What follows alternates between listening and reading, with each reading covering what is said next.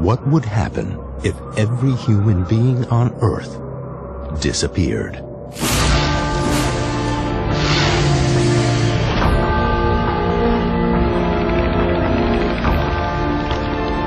At some point in the future, this could be the fate of our planet. This isn't the story of how we might vanish. It is the story of what happens to the world we leave behind.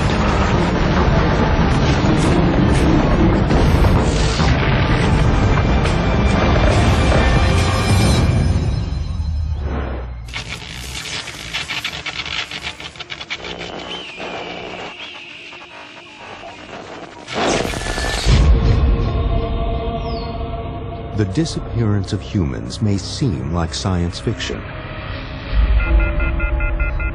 But eventually there will come a day like this. A day when people no longer walk the earth.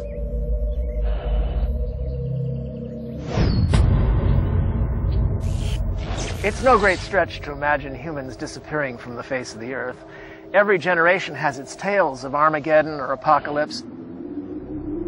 We're the first generation that could, by deliberate actions, cause its own doom. What will life be like after people? We're tantalized by our myths about our own destruction,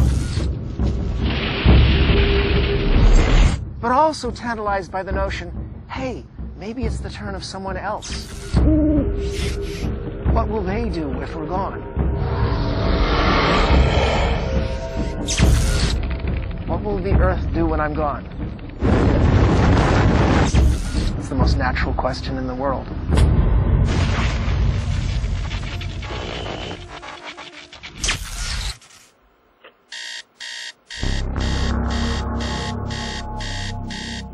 Time has run out for man.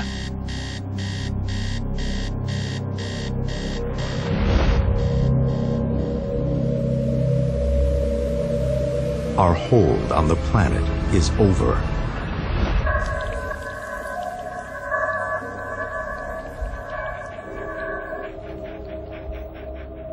Welcome to Earth.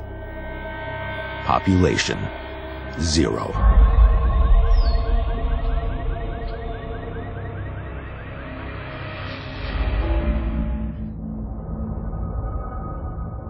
Within hours after we're gone, lights start going out around the world.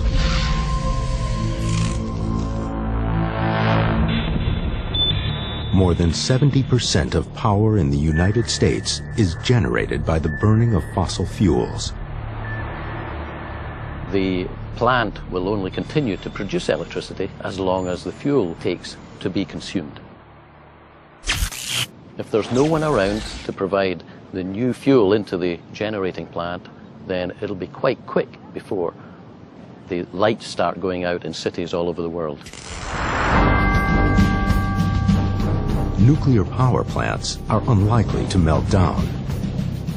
The average reactor holds enough fuel to keep running for 2 years, but without humans consuming the power generated by the plant, the reactors will automatically shut down into a safe mode in as little as 2 days.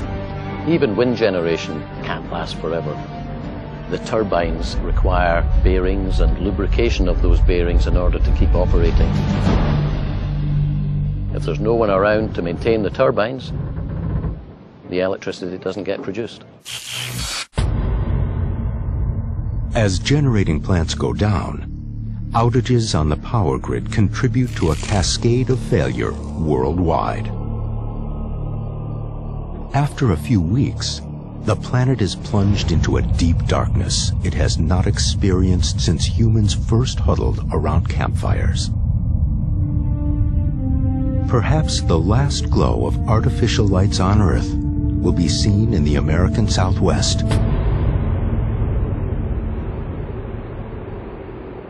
Here, the mighty Hoover Dam hydropower plant takes little notice of the absence of humans. Its source of fuel is virtually limitless. At Hoover Dam, our fuel supply is actually the water in the reservoir in Lake Mead behind Hoover Dam. So as long as there's water in the reservoir, this power plant can keep running. There's water in the reservoir, keeps supplying the water to the hydro turbine generators. These generators are operating automatically, and that would continue as long as all of the systems are functioning normally. If I and my staff were to leave tonight and not come back to Hoover Dam, say just in the condition that the plant is in right now, this would continue operating without us here. That would still be true after about a week, several weeks, several months, maybe even a couple of years. Everything would still be running normally. In a life after people, it is possible that Hoover Dam would be one of the last power plants still running.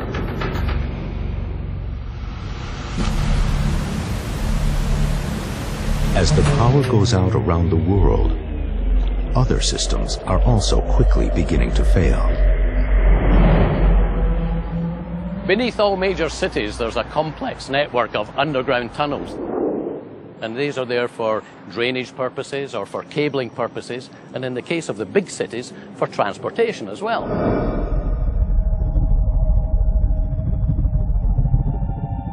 Now, many of those sit below the level of the water table. And in order to keep them dry, we have to have a system of pumps that are switched on when necessary to drain the tunnels.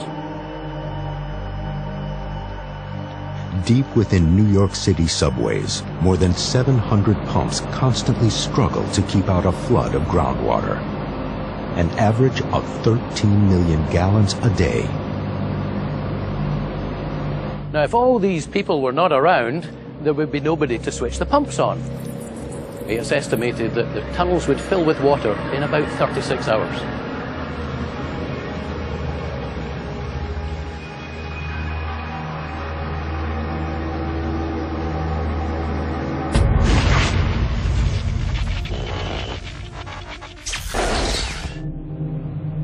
Back above ground, food is rotting on supermarket shelves.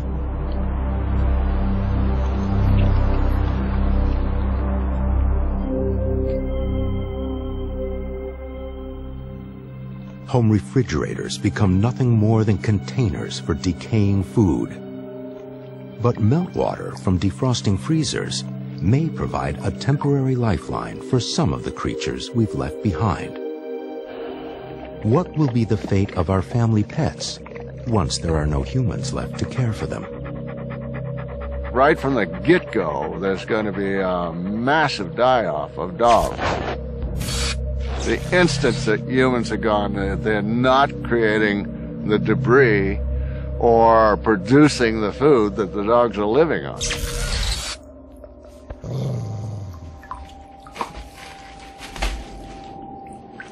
He can't open cans, he can't get in the refrigerator. He's got to get out of the house. The family dog has got to get out of the house, or he's going to die there.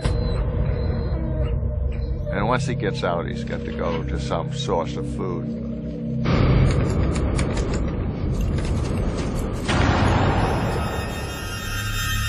The first thing that happens is that they all jump out of the windows, and they are now out there in a new landscape. And the first whack at it is that they go back to scavenging a whole bunch of dead things out there in the world. There are estimated to be 400 million dogs in the world, and 300 different breeds. But very few of them are suited to surviving in a life after humans. The smallest dogs probably won't last a week without us. There's probably no niche for the smaller dogs. Dogs are very competitive, and when you have wolves, they displace coyotes, coyotes displace foxes, and we would assume that hierarchy would prevail among domestic dogs. In fact, many of the unique features that have been bred into dogs over the years will now become major handicaps in the fight for survival. Your dogs with the really short legs, I think of the dogs with the really short faces or long faces, I think that they're all doomed. You know, they're not going to move well, they're not going to be able to search and explore. I think that the kind of the middle of the spectrum, the kind of average dog, has the best chances of this. I think that they will survive in the long haul, but it's not going to be pretty. As the surviving dogs struggle to find their new niche, household pests are slowly beginning to notice our absence.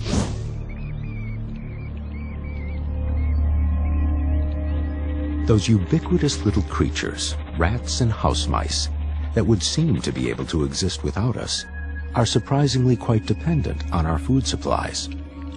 Rats and mice are usually termed commensal rodents, which means that term means literally sharing the table. They are very dependent on people, and the little house mouse and the Norway rat, great examples of animals that would do less well in the absence of people.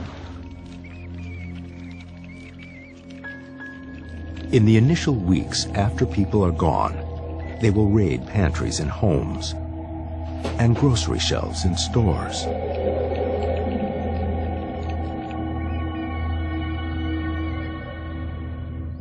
After eating through these food supplies, they will struggle to survive on things like cardboard, cloth, or glue. I think that if a city was abandoned, the rats would have to go back to earning an honest living. And an honest living means to go back to the wild and compete for resources there. Eventually, these rodents will abandon homes and buildings, which will make them easy pickings for predators. Although rats and mice will most likely survive in the future, their numbers will be greatly diminished.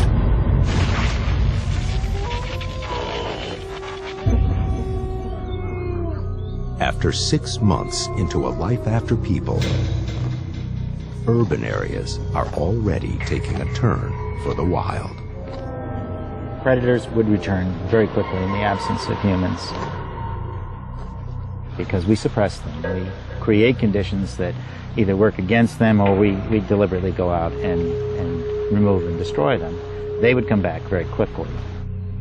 Smaller predators, like coyotes and bobcats, always survived on the fringe of human populations. They are the first to colonize our abandoned neighborhoods. Larger carnivores will have to wait longer for the habitat to recover enough to support their appetites. But soon enough, they too will hunt in what were once our backyards.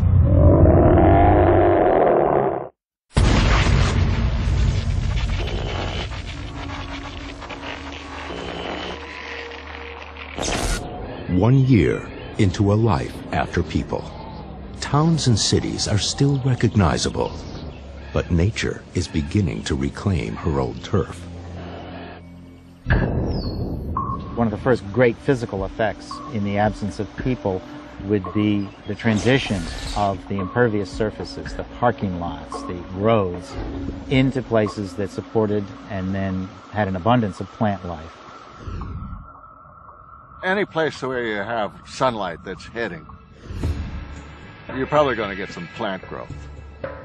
Little seeds are going to get stuck in the cracks and so forth, and these things are all going to start to creep.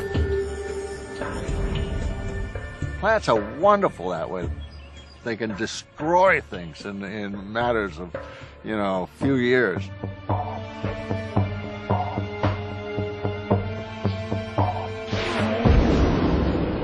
Without humans to remove them, weeds like dandelions infiltrate every crack in the pavement. As these weeds die, their remnants combine with ever-spreading moss and lichen to create a layer of topsoil. This sandy soil is poor in nutrients, so only plants like clover that can pull nitrogen from the air flourish at first. Formerly manicured yards morph into fields where white-tailed deer forage for food. Wild animals have also begun to find their way into abandoned cities.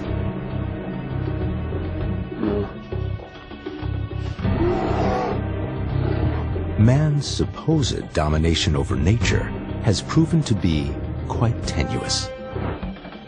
The signs of our vulnerability have always been there. This is an ailanthus tree. It seems to enjoy rooting itself in very inhospitable locations, and it likes to attach itself to crevices in buildings. And when it does so, it causes damage. The roots expand, and the expansive forces of that force out mortar and stone and cause crumbling of a facade. If you get a lot of this on an entire building facade, it could cause major, major damage.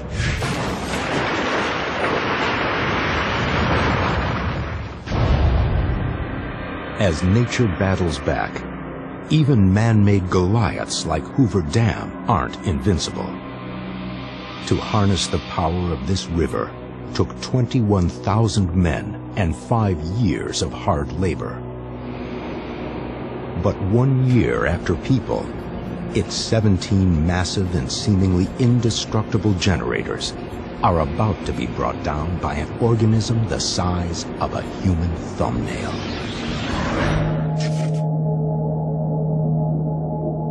The lake above the dam is infested with an invasive species of mollusk called the quagga mussel.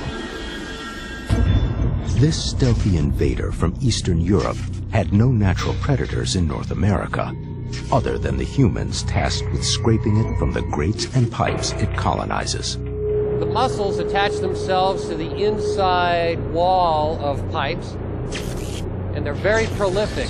They colonize and rapidly build up and can grow on top of each other and eventually completely block the diameter of a pipe.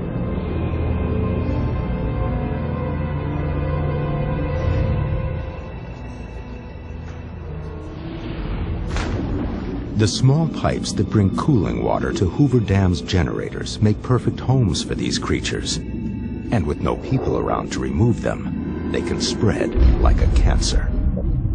And in fact, those mussels could clog up the cooling water pipes to the point where we couldn't keep these generators cool anymore.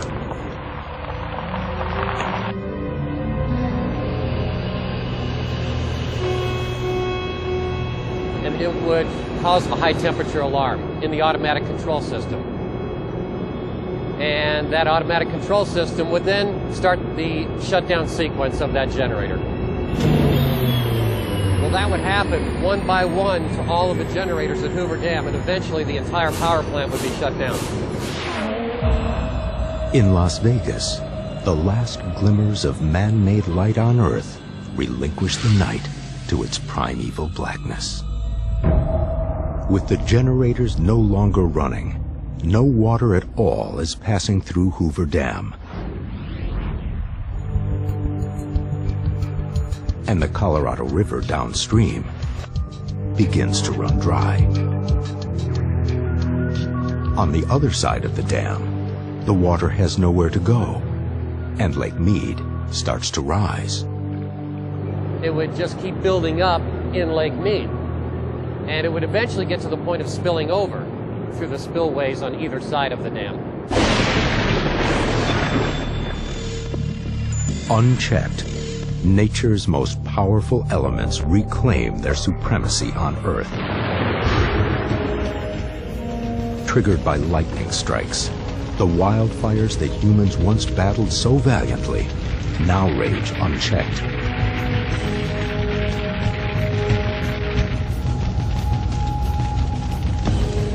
Cities and neighborhoods full of abandoned buildings, wild grasses, and debris are prime fuel for the flames.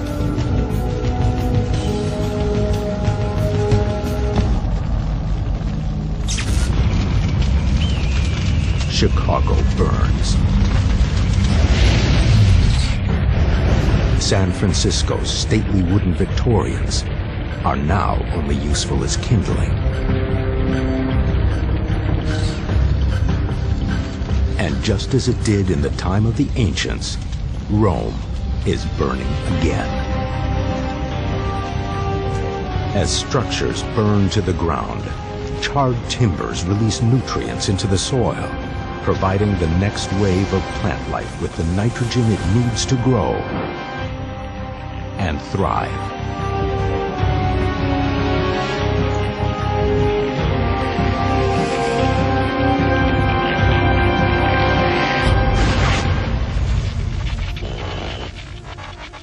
"5 years after people, the roads of the world are disappearing beneath a green map that spreads like some relentless monster. The advance of nature knows no boundaries. The gates of London's Buckingham Palace are easily breached by vines and moss. In Moscow, Red Square is becoming very green. In reality, nature will reclaim the earth very quickly. These stairs were cleared 18 months ago. If we came back in another 18 months, we'd have a hard time finding them. If we came back in 5 years, it would be almost impossible to find." Man's mastery over nature has always been just an illusion. When the Cambodian city of Angkor and its temple complexes were abandoned in the 15th century, jungle trees grew indiscriminately over its stone structures, entangling them in their roots.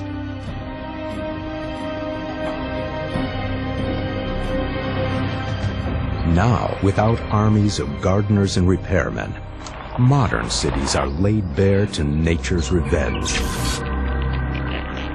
In New York's Central Park, the great lawns, now untended, sprout with saplings. 5 years without humans leaves the park looking more like a forest. Central Park will go bananas. All of a sudden, you'll get trees, you'll get growth. All the animals and plants that are there now will go up in population levels, and they'll start to spread out into the city. The story is the same in Washington, D.C. The great monuments have been swallowed by greenery. And on what used to be the National Mall, the sounds of the jungle are echoing. Zoo animals are really the great unknown. Depending on whether or not they could escape from their confinement, then things change dramatically, because you might have lions, you might have tigers, both of which would be perfectly capable of surviving in a post-human period. They'd do better further south than they would do in Washington, D.C., but these are animals that are perfectly capable of figuring out how to do it and how to survive. Zoo animals may be the great unknown, but there are things we can know for sure about life 20 years after people are gone. Because there's one spot on the globe where it's already happened.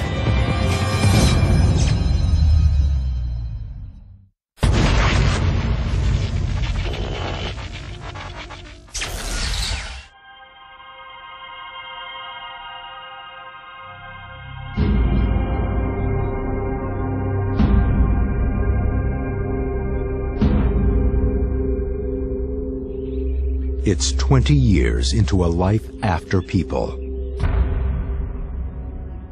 Without humans to apply fresh paint and fill in cracks, even concrete buildings have already begun to crumble. Lack of maintenance turns cities into eerie ghost towns. Animals that had long avoided human population centers now return to make new homes among the decaying walls. How do we know this? because there's one place in the world where it's already happened. We're standing in the central square of Pripyat, Ukraine, a city that was once the most modern city in the former Soviet Union.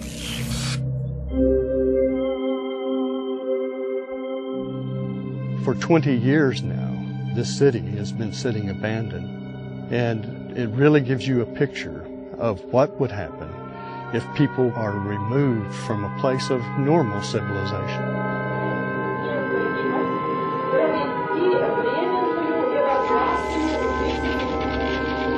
Evacuated after the Chernobyl nuclear disaster, Pripyat went from a city of 50,000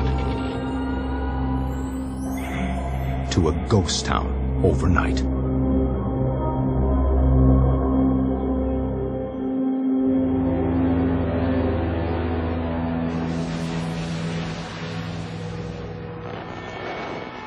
Dust-covered schoolrooms remain as students left them just over 20 years ago.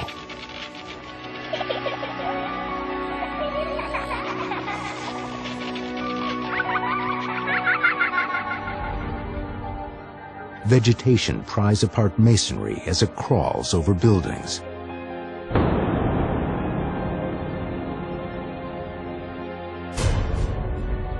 An amusement park, scheduled to open 4 days after the date of the accident, remains never used.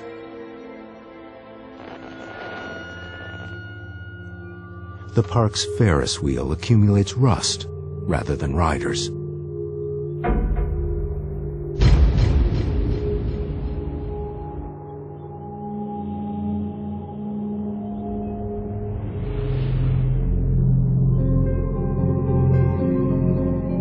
The bumper cars sit in a state of motionless decay.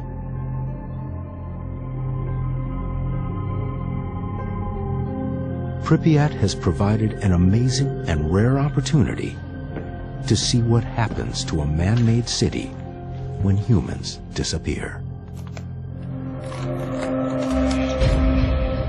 I can see from my Geiger counter that it's really quite safe to be here. Radiation levels are not very high. But you can see that we've really hit a point of no return in recapturing these facilities.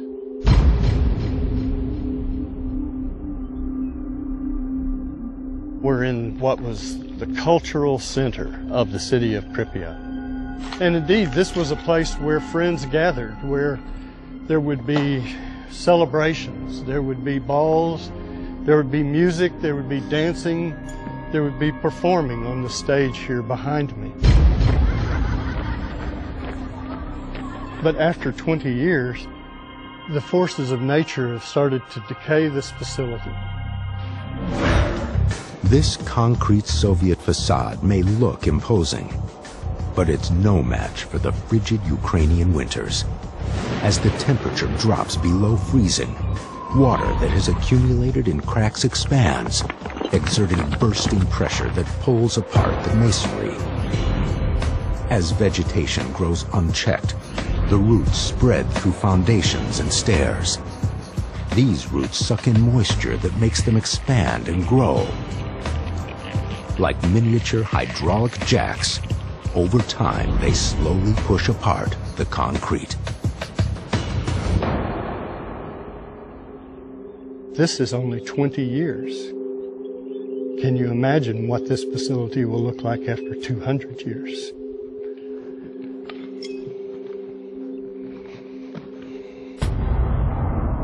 After the accident, scientists expected the worst for the wildlife in the region.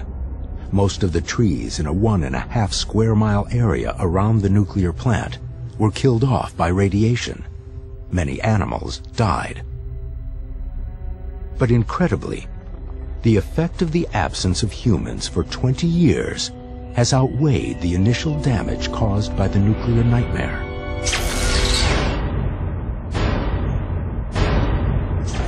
This is the Red Forest, an area that was horribly impacted by radioactivity due to the Chernobyl explosion. And the trees that you see around me were were killed by the radioactivity. The original amounts of radioactivity were sufficient to kill all of the wildlife in the region as well. But now we see a resurgence of the wildlife.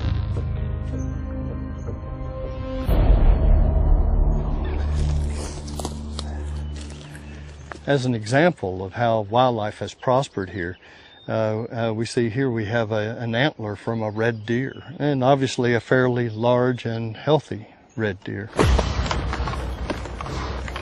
Red deer are hardly found in any other areas in this region, and the Chernobyl zone is the only place that you'll find populations of red deer. We also find Russian wild boar that the populations in the zone are 10 to 15 times higher than they are outside of the zone.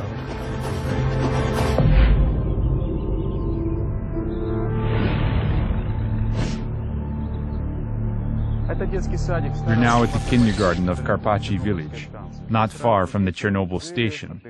Children were living here while their parents worked, but after that night in April 1986, they never returned.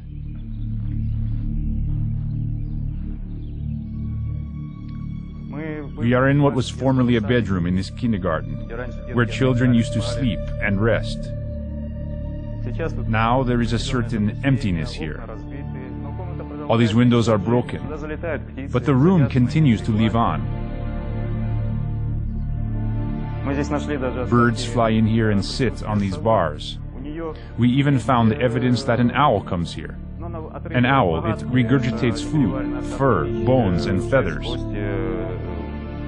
Evidently, it likes to sit here on this window pane, so this room continues to maintain life.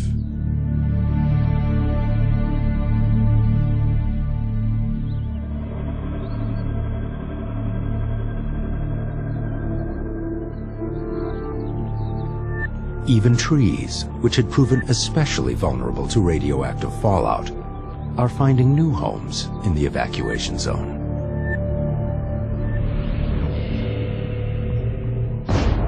I'm sitting in the Pripyat soccer stadium where 20 years ago hundreds of people would come and cheer on their favorite team.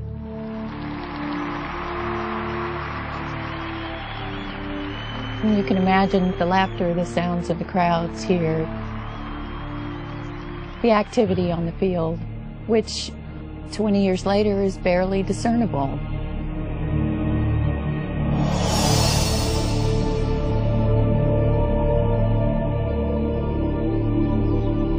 The soccer field now is going through succession, as you would expect, and returning to what it was originally hundreds of years ago, which was a mixed deciduous forest.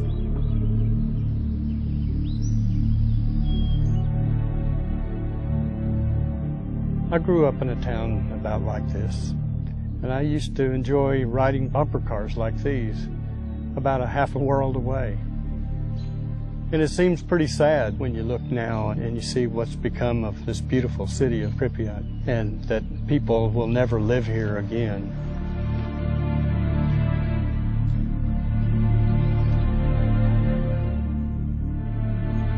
But there's another side to this story, a very encouraging side. One that says that life is much more resilient than what we thought possible. That in the absence of man, that life will continue and that life will thrive, and that the legacy of life will always be here. Because we are a part of life. Even if we disappear, our legacy of life will continue.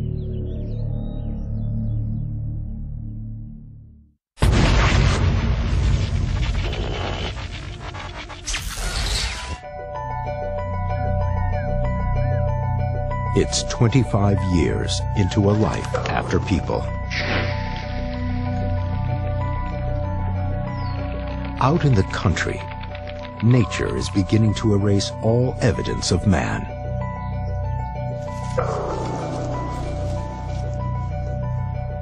In the suburbs, packs of feral dogs roam through decaying neighborhoods in search of their next meal. In some of the great cities of the world, solid ground is getting harder to find. In the time of humans, London was protected from tidal surges by 10 retractable steel gates that could be raised during storms to seal off the Thames River from the North Sea. Without humans to operate the barrier, London is defenseless.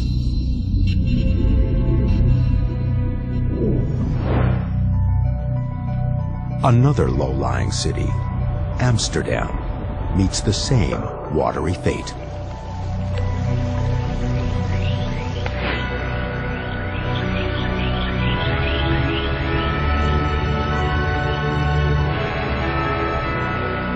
In a New York City high-rise, some windows have already cracked and slipped loose from their frames, and many more are on the verge of destruction.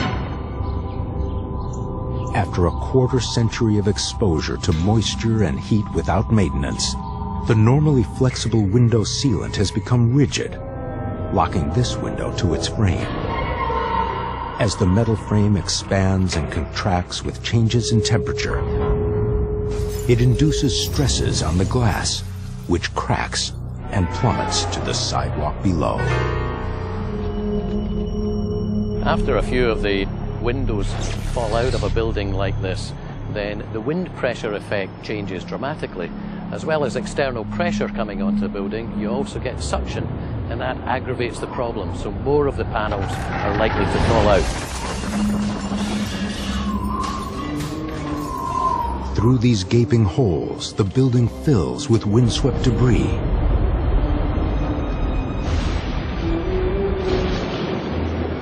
A summer storm rolls in. On top of the structure, the copper lightning deterrent system that once protected thousands of office workers is now corroded and useless.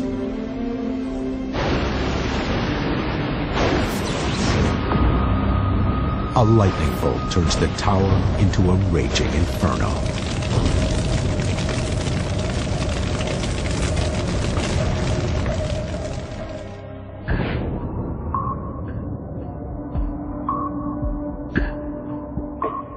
The gutted building makes the perfect home for a surprising survivor.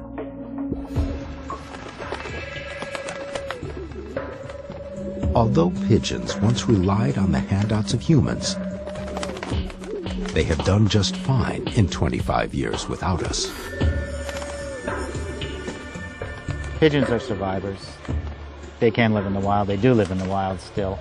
And in a period where there were no people, but there still were edifices and artifacts, or buildings, they would do very well because they would adopt these as kind of artificial cliff faces, which is what they really are adapted to. Like the pigeon, the disappearance of humans forced a change in the habits of the lowly cockroach. Think of the poor cockroach.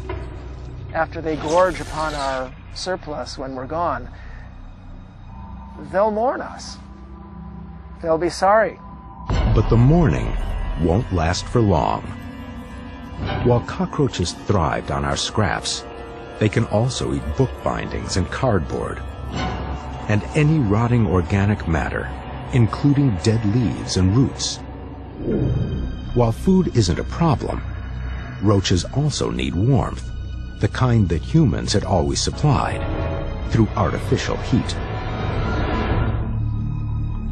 Cockroaches started as a tropical species, and some experts say they couldn't survive the winter in colder cities.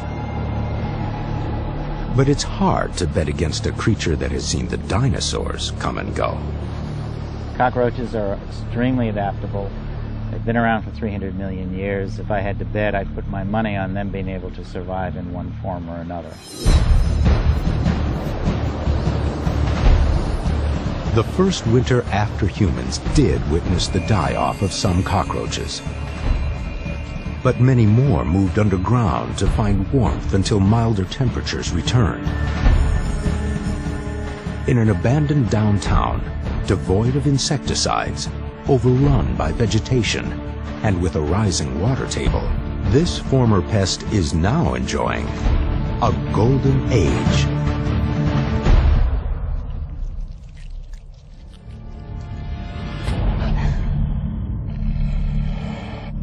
Cockroaches were only a nuisance to humans, but wolves were a terror. So man hunted them mercilessly. When the first European settlers arrived in what is now the United States, it's believed nearly 500,000 wolves roamed the countryside. By the 20th century, these predators were nearly extinct in the lower 48 states. Now, with no humans left to battle them, wolf populations multiply by as much as 6 times each year. Within 25 years of our disappearance, there could easily be 500,000 of them roaming the United States again. This amazing comeback has been seen on a small scale before. In 1995, biologists released a few dozen wolves within the boundaries of Yellowstone National Park, a place where they would be protected from persecution by humans.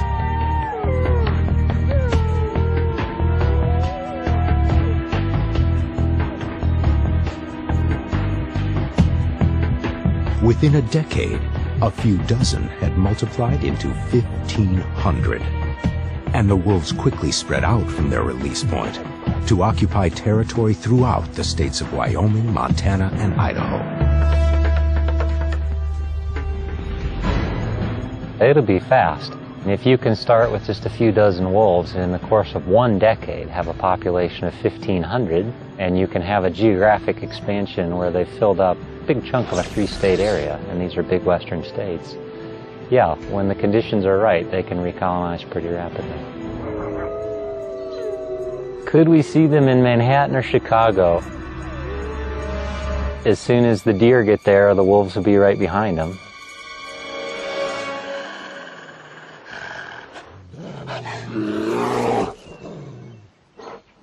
Animals haven't just been hunted by humans, they've also been hemmed in.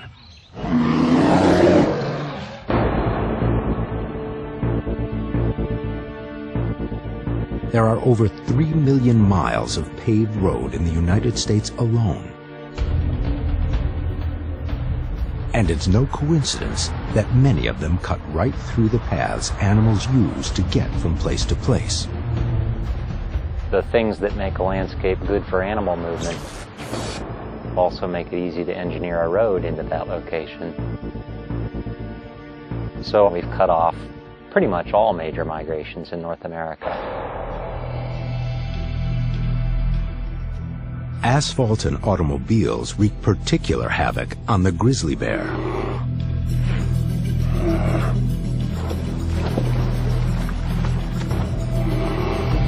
Their habitat was so carved up by roads that they were confined to isolated pockets, cutting them off from food sources and potential mates.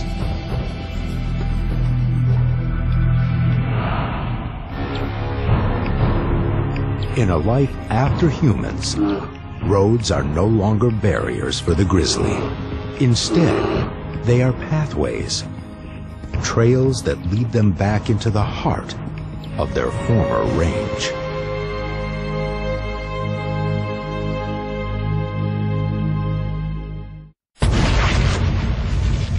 "40 years after people. While cities of steel and concrete are still standing tall, the suburbs are under attack.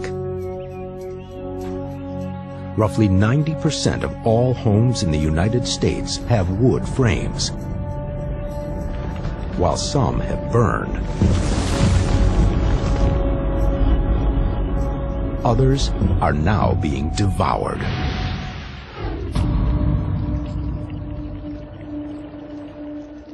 Without paint and preservatives, the lumber of homes is defenseless against termites.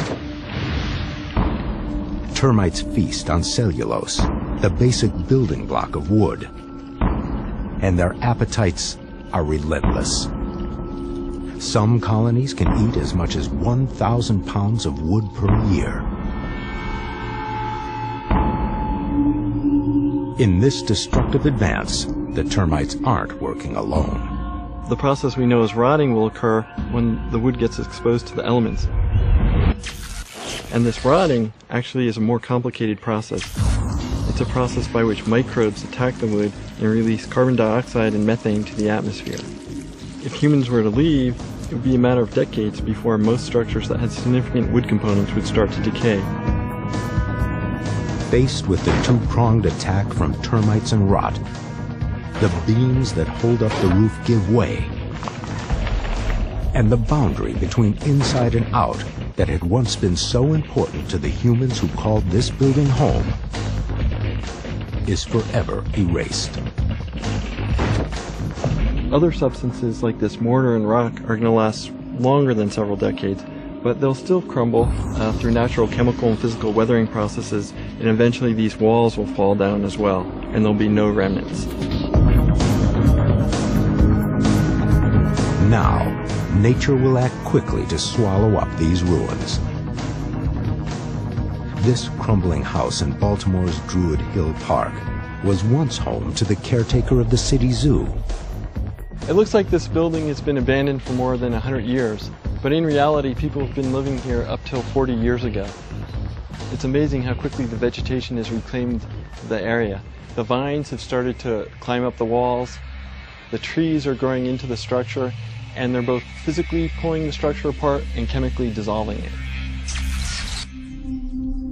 Structures built entirely of stone or masonry will far outlive anything made of wood.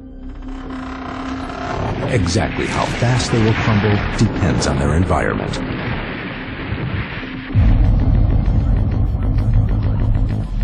The coast of Maine really isn't very kind to buildings. Structures out here don't so much decay when you leave them alone, they melt.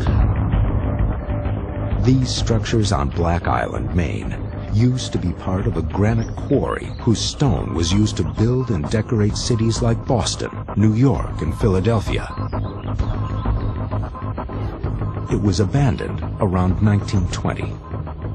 Here, the buildings have all vanished within the space of 80 or 90 years. There's almost nothing left. In the right conditions, and with human maintenance, stone construction can last for thousands of years. In some places in Europe, ancient Roman aqueducts are still in use. But without maintenance, stone can fall victim to a very stealthy enemy. One of the great enemies of stone is actually salts and salt crystals. Even thousands of years ago, people noticed the effect that salts had on deteriorating the ancient pyramids. There are many ways salts infiltrate stone buildings and monuments: polluted air, seawater, and even bird droppings. Soluble salts dissolve in water, and as the water evaporates, it will rise up inside of porous building materials, things like brick and stone and even concrete. And what happens is the salts will continue to grow inside the pores of the stone until they come up against the side of the wall, and they'll actually push the stone apart. What we're seeing in this time-lapse video really shows the rapid decay of the stone in response to this deterioration by salts. In this experiment, it took about 3 weeks to go from this piece of stone to this piece of stone, which is completely deteriorated by sodium sulfate crystallization.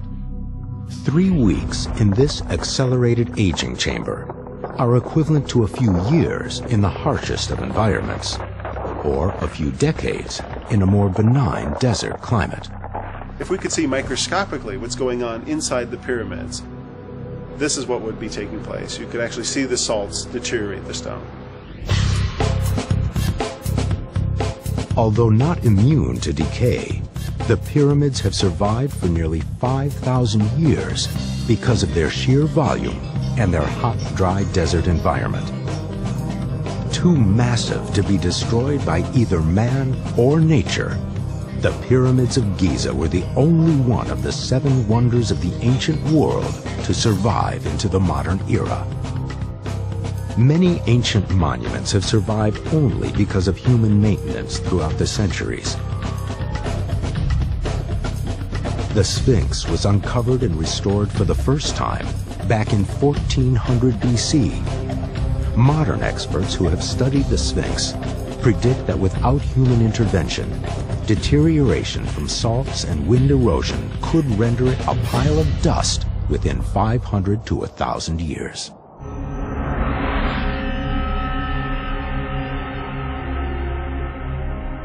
The largest concrete structures, like Hoover Dam, will last even longer than that.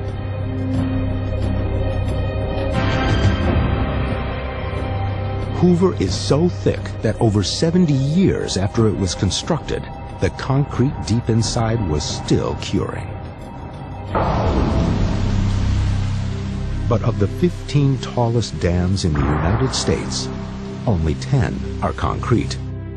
The others are made of compacted rock or earth, like Northern California's Trinity Dam. If there were humans around, this leak in the dam would get an emergency fix. But those days are long gone. Some of these earth dams are absolutely enormous. If they fail, as they will in time, then the surge of water that falls in behind them and cascades down a valley below would have a huge force and big enough to sweep away everything in its path.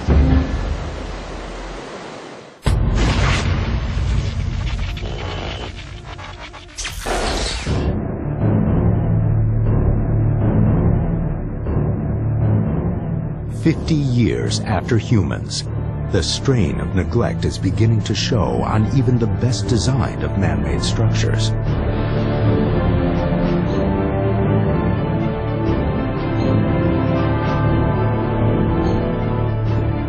Everything that man designs carries within it the seeds of its own destruction. That includes bridges and buildings. The Brooklyn Bridge, one of the most famous bridges in the world, for over 125 years. The reason that bridges last so long is because engineers look after them.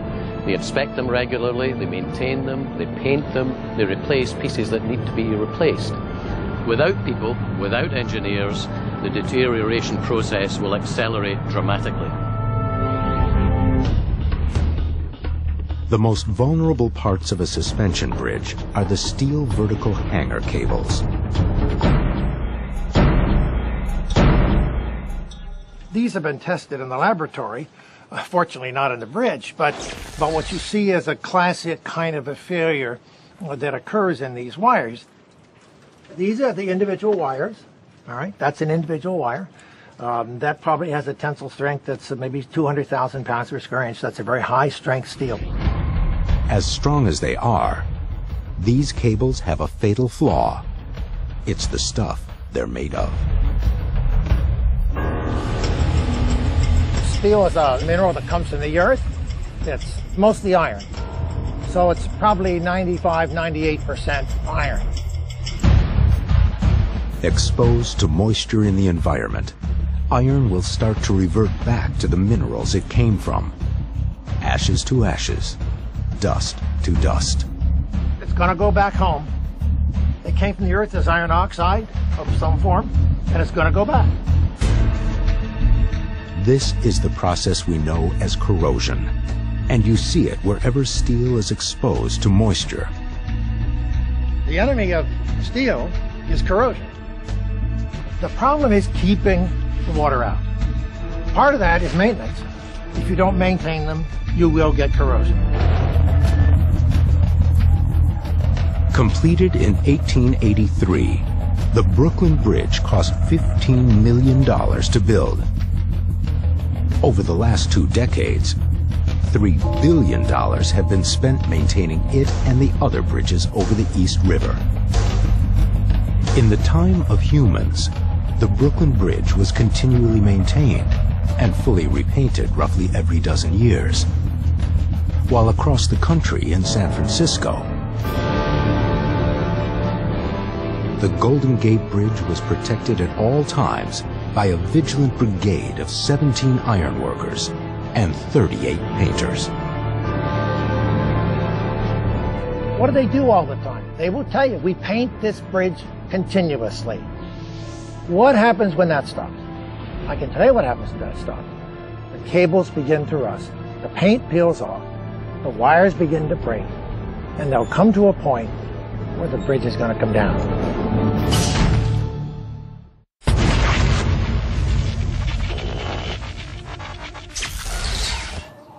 "75 years after people." Most of the 600 million cars that once traveled the roads of the world are now just rusted remnants of the human past. Abandoned cars will behave differently depending on the environment that they're in. A car left in the Mojave Desert, for example, is going to last a long time. A car abandoned in my native Scotland is going to have a very different fate. Any cars in a coastal environment with salt in the atmosphere, they might not last more than 20, 30 years. Tires deflate within a few years, although the rubber and synthetics they're made of will remain intact for centuries. Paint deteriorates quickly, and once it flakes away, rust corrodes the car's body at a rate of 0.005 of an inch per year. 75 years after humans, most cars, even in the most forgiving of environments, will be reduced to skeletons. After a century, the family car is a barely recognizable heap of metal.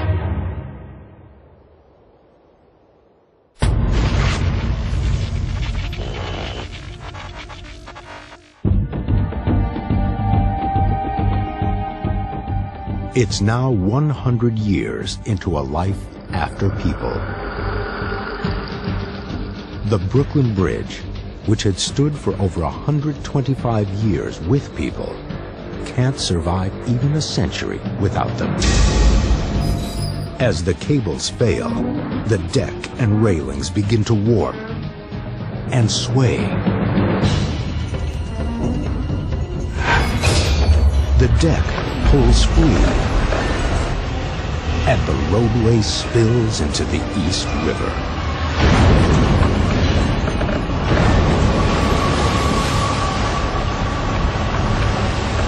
As an engineer, it's very sad to contemplate that this beautiful, iconic structure has got an end to its life. But without maintenance, an end to its life it certainly has.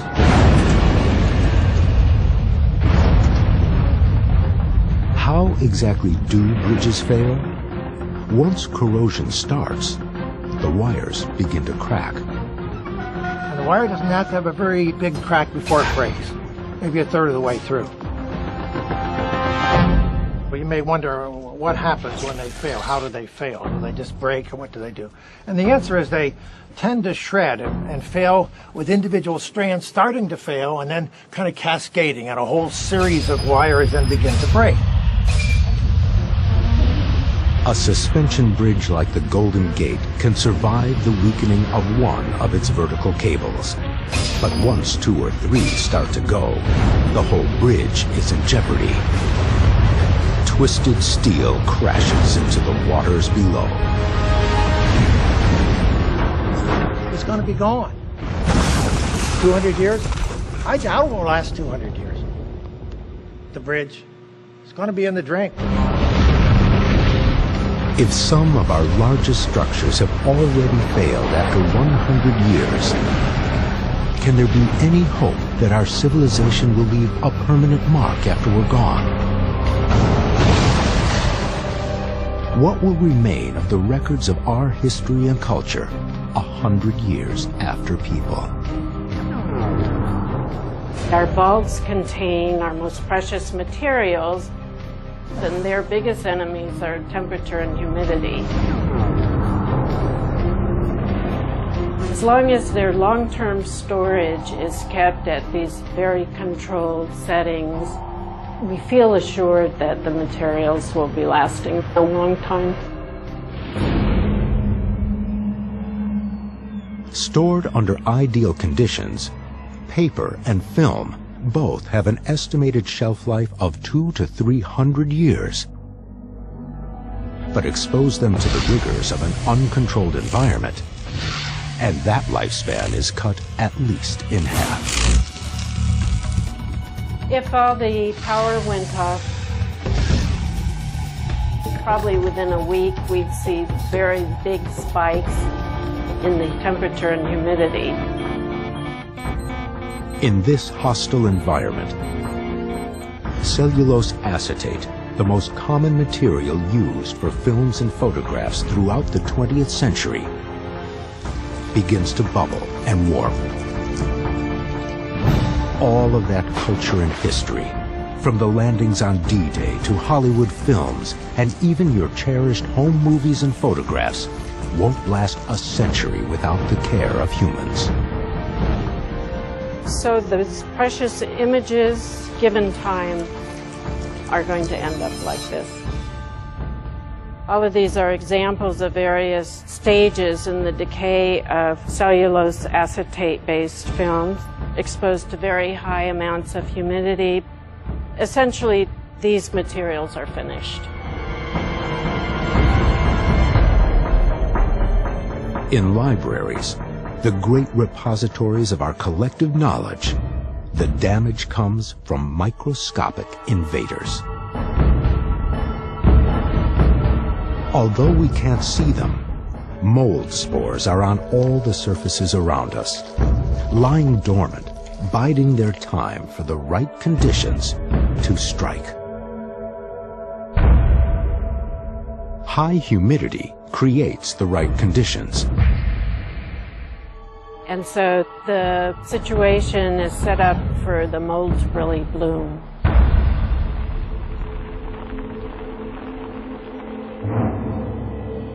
Some books and documents will avoid this fate. The Dead Sea Scrolls survived 2,000 years in caves in the Judean desert, owing their longevity to the arid climate and lack of damaging sunlight. But these are rare exceptions. So without human intervention, a book like this might last at best another 100 years.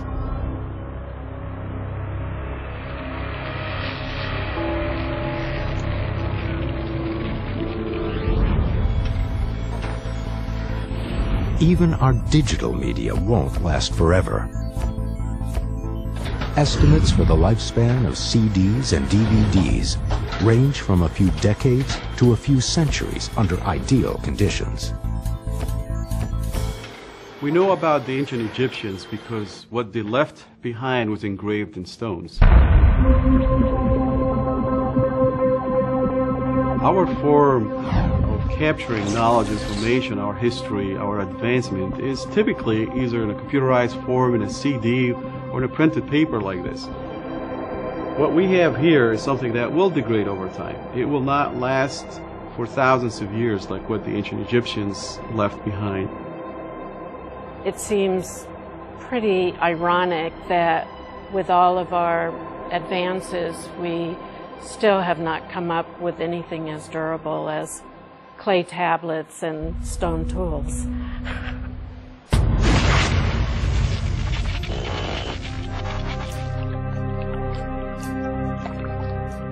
150 years after humans, the subways that had started to flood in the first 36 hours are now flowing subterranean streams.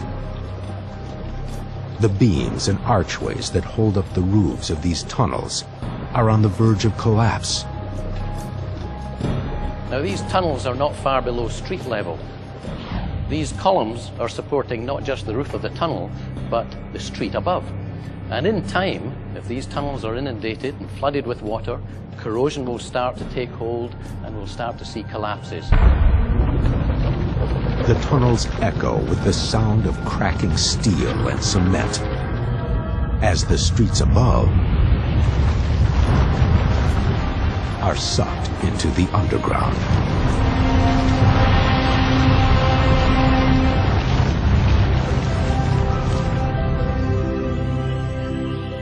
Above ground, life in the city is once again bustling.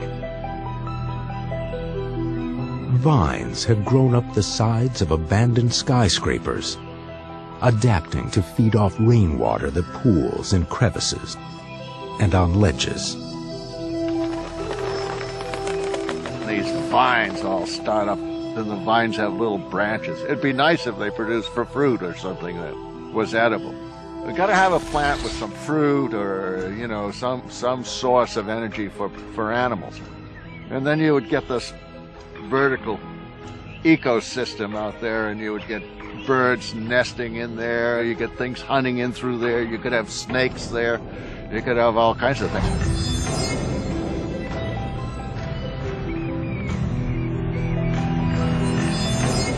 As insects and smaller animals get established, cats move in. And there's some interesting examples of that around the world. If you go to the Colosseum, you just look at it, it's just loaded with cats.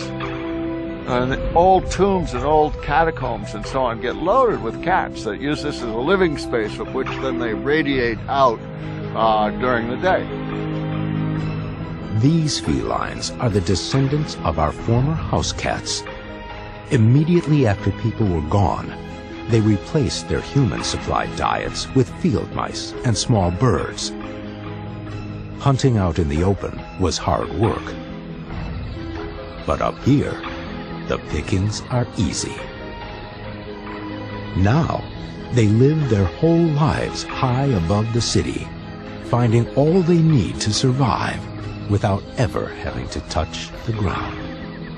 They are the kings of a new high-altitude food chain with million-dollar views of a bizarrely altered cityscape.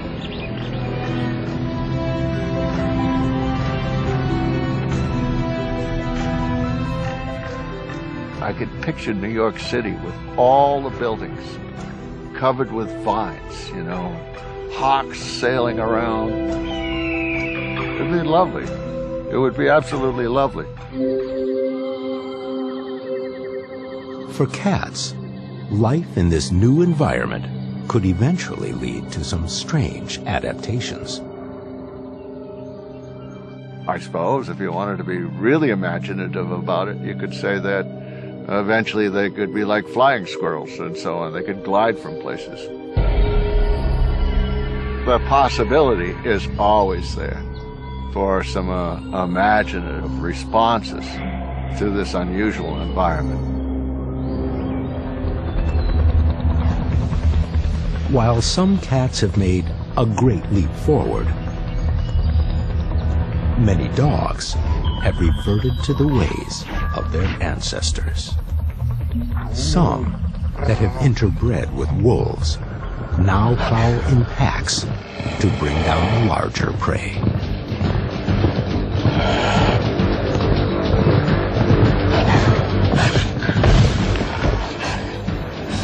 I think our dogs, as placid as they may seem when they're in our homes lying on the living room floor, still possess the instinct to survive enough that they would be able to do whatever it took in bringing down prey in order to live.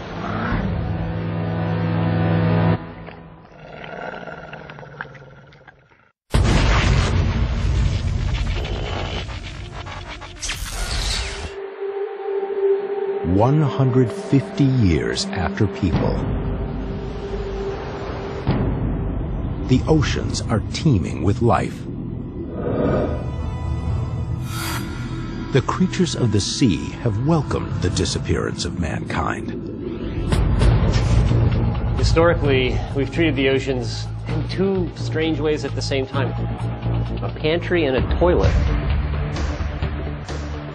And over time, our ability to damage the ocean has grown and grown and grown. With humans no longer fishing and polluting the sea, the path was cleared for this astonishing recovery. It has happened before. During World War II, Allied fishing trawlers avoided the North Atlantic and populations of fish there skyrocketed.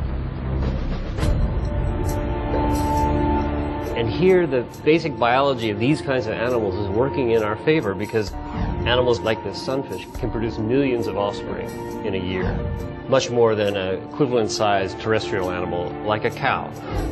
And because of that prodigious potential to reproduce, the oceans could come back pretty quickly if the human population were suddenly to disappear. Research has shown that in the 18th century, before the havoc caused by humans, the oceans were capable of sustaining massive amounts of life. So many whales that they stink up the air. So many tunas that they froth the ocean. So many turtles that you could walk across the sea on their backs. So if people were to vanish off the face of the earth, then that's the kind of ocean it could be.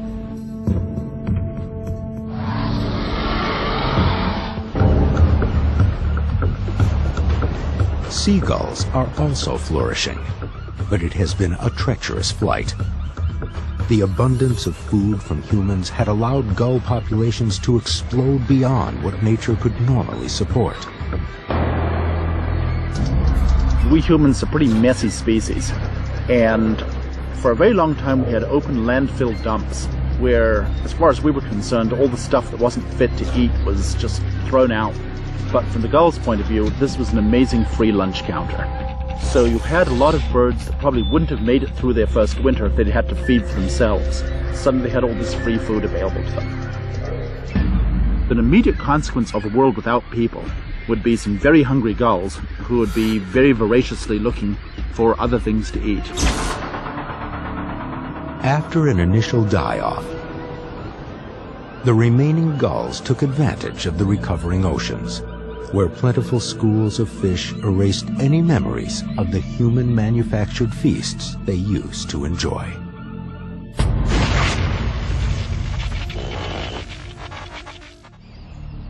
"200 years after people. From New York to Chicago, Seattle, and Paris, our iron and steel icons are on the verge of collapse. While it has outlived our great suspension bridges, the Eiffel Tower is not invincible. In the time of humans, its iron superstructure was painted once every 7 years to protect it from corrosion. In both age and structure, the Eiffel Tower has a lot in common with the 300-foot-high Kinzua Railroad Viaduct in Pennsylvania. It was a bridge that was wrought iron originally. It was reconstructed about the turn of the century in steel. And what happens here, of course, is that unless it's maintained, corrosion occurs. And what happens at the corrosion? The connection points freeze up. They are not allowed to move. And here are some pieces from that viaduct. You can see that there's corrosion all over the place. That's no longer steel. A structure with frozen connection points can't absorb the stress of high winds. Eventually, in this strong windstorm, it literally fell over. Section by section, piece by piece, it fell over into the valley, where it had spanned the valley for over 100 years. Just not maintained. You can think of many structures that are coming from that same era, like the Eiffel Tower. It's an iconic structure. That doesn't shield it from the fact that it's in a corrosive environment. And so in time, if you do not do anything for that structure, it will fail. And it will come down.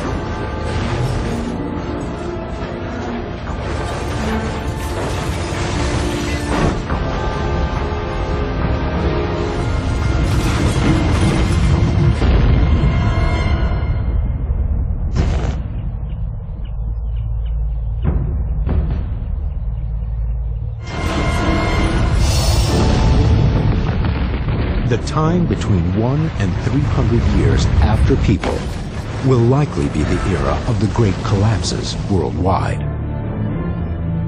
In Seattle, the iconic Space Needle was designed to sway 1 inch for every 10 miles per hour of wind, but with its steel weakened by corrosion, it takes little more than a strong breeze for the symbol of the 1962 World's Fair to crash down from the skyline.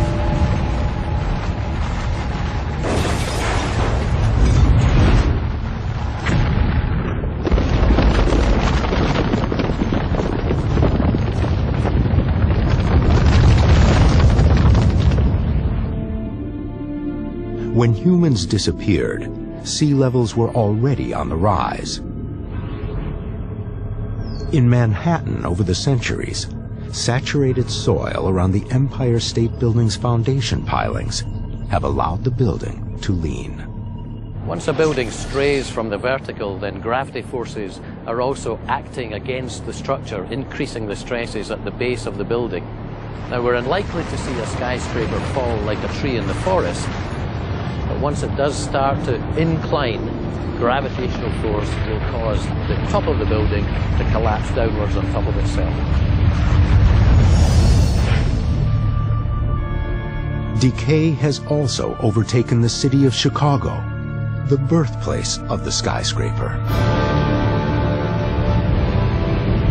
The Sears Tower, the tallest man-made structure in North America, has reached the end of its reign.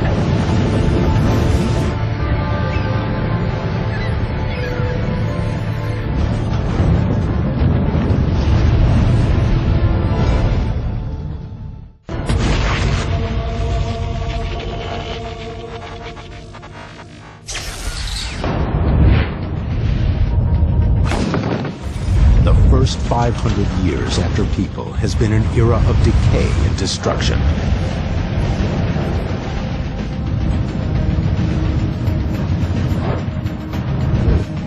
Our concrete structures have lasted the longest. The ancient Romans invented the first form of concrete, and some of their structures remained intact for over 2,000 years. But modern concrete isn't nearly as durable. It has a higher water content and is more loosely packed, which leads to more air pockets and cracks. Modern concrete structures have another fatal flaw. Below the surface of reinforced concrete structures, there is a mesh of steel reinforcing bars.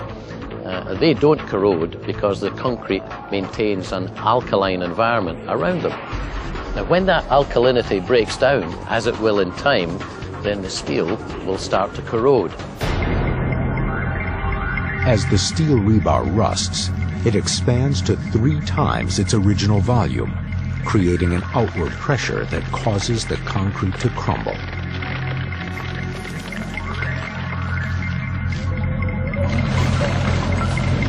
In very broad terms, after 50 years, we'd start to see surface cracking on concrete. After 100 years, flaking of the concrete surface. After maybe 500 years, most reinforced concrete structures will be gone. We look at these images of our fallen civilization. It helps us to identify with the past, with the Greeks and the Romans, with the crumbled mud brick cities of Ur. Each of us knows that our bodies are going to fall apart. Why not our cities too?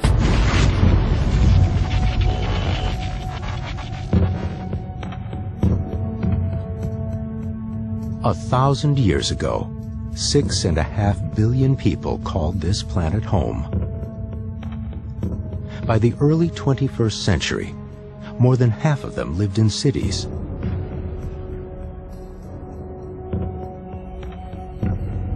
Now, those cities are unrecognizable.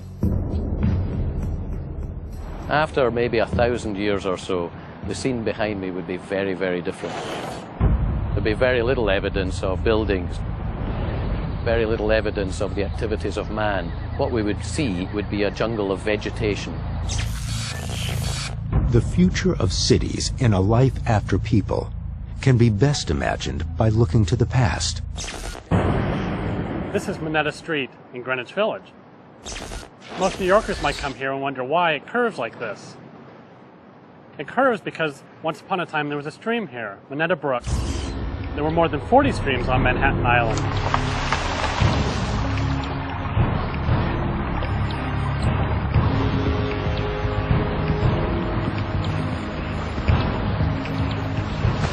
All flowing down and carrying the rainwater down to the sea.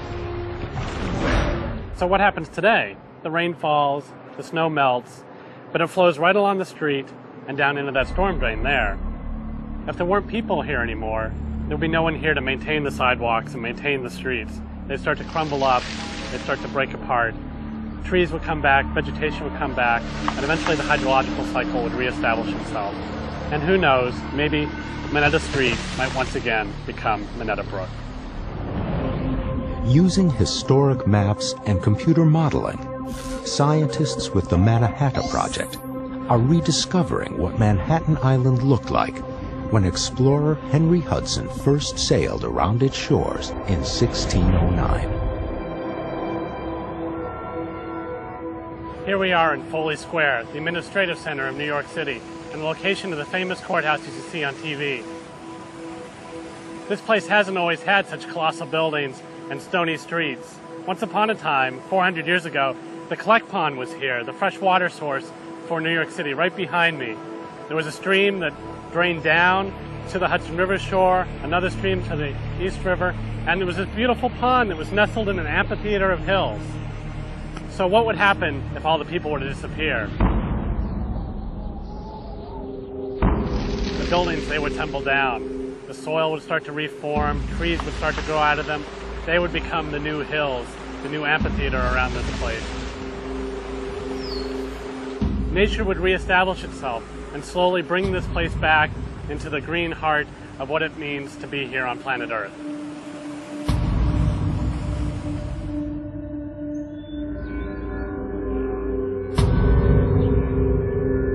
New York City, like the rest of the planet, has changed radically.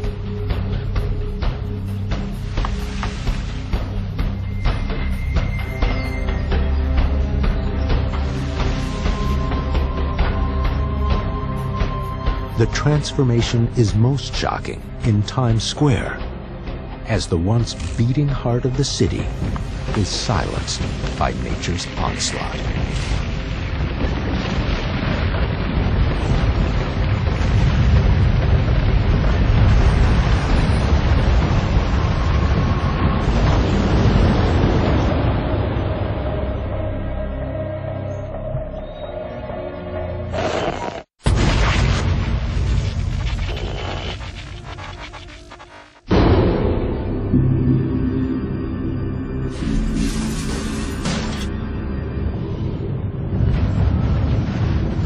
It's 10,000 years after people. Could it be possible, after only 10 millennia, that humanity has vanished without a trace?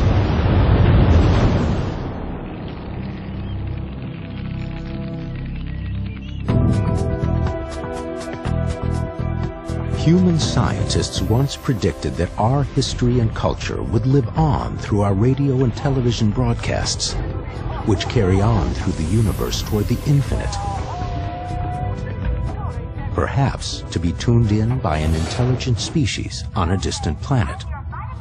Some people think that there's an expanding shell of radio and television from Earth, expanding outward, alerting the universe, here we are, and this is our culture.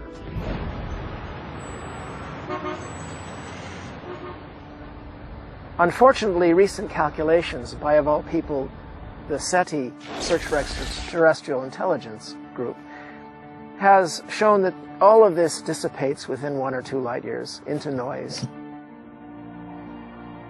If this is true, our signals won't even make it out to the nearest star beyond the sun.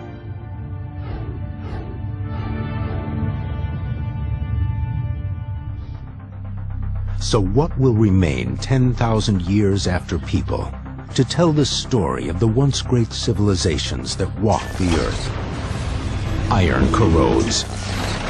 concrete crumbles. Wood and paper decay. Still, some of what man built on Earth remains. The most colossal of our stone structures, like the Great Wall of China, have aged like mountains, subject to erosion, but at such slow time scales they will still be recognizable in some form for eons. The Great Pyramid at Giza is so massive that it lasts long enough to be swallowed up by the desert sands. The Hoover Dam, built to be as tough as the canyon walls around it, is one of the last man-made structures still standing. But now, thousands of years in the future, Earth is about to be visited by the last of the great collapses.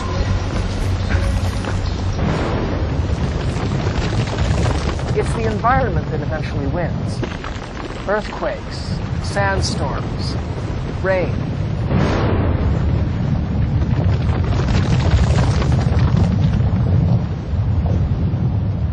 But there are a few exceptions. I would have to say that Mount Rushmore, carved out of solid granite in an ecologically stable place, the only enemy it has is wind-driven pellets of rain. I think that Mount Rushmore may be around 100,000 years, possibly 200, possibly even in time to be looked at in awe by the earliest of our replacements. And who or what might those replacements be? Perhaps chimpanzees might somehow make the leap. But we have to consider this. Some scientists believe that it's easy for nature to bring animals up to a clever level where they might use tools, they might become masters of their environment. But the leap to being able to stare at the sky and imagine a cosmos, to be able to contemplate yourself, to be able to contemplate your own role in the earth, this may be a leap that was a sheer accident for humanity. In which case, you're not talking about a complete recovery. You're talking about a planet that may continue, but nobody to talk about it, nobody to think about it. If Earth's 4.5 billion years of existence were condensed into 24 hours, the passage of 10,000 years would be a fraction of a second. Man's time on the planet so far would be about half a minute long. So, like an abandoned village on a global scale, the Earth will move on without us. There was life before people. There will be life after people.